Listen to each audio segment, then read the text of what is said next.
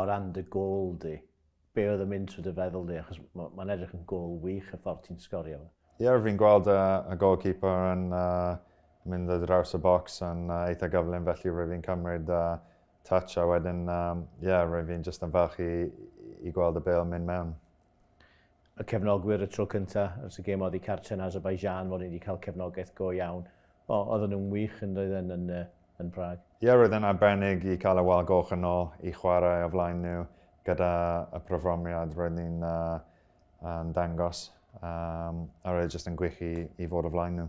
Y gêm yn erbyn Estonia, perfformiad tebyg i'r noson o blaen yn Prague, ond tro mae angen ennill y gêm ar triffwynt. Ie, fydd yn gêm anodd yn erbyn Estonia. Rwy'n ni'n gweld hwnna yn y gêm gyntaf yn erbyn nhw.